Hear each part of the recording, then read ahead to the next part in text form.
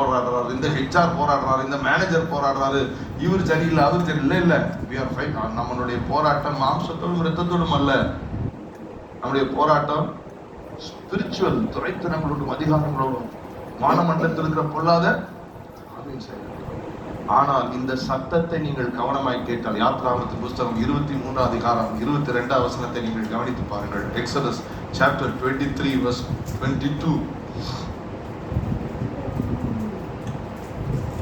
இதுல தமிழ்ல வாக்குன்னு இருக்கிறது, மூல பாஷையில் உள்ள வார்த்தையை நீங்கள் வாசித்து பார்த்தால் எழுதியிருக்கு. நீ அவர் சத்தத்தை நன்றாய் கேட்டு நான் சொல்வதையெல்லாம் செய்வாயாக.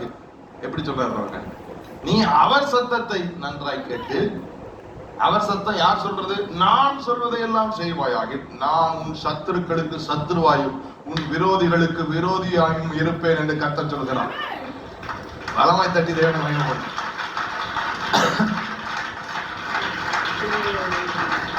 ஆவிக்குரிய யுத்தங்களை எப்படி சந்திக்கிறது? ஆவிக்குரிய போராட்டங்களை எப்படி ஜெயம் எடுக்கிறது? நான் அப்படி கத்துறதுனால, நான் இப்படி உபவாசம் போடுறது இல்ல பிரியமானவர்களே. இந்த சத்தமே நமக்கு ஒரு பெரிய போராயுதம். அந்த சத்தத்தை நான்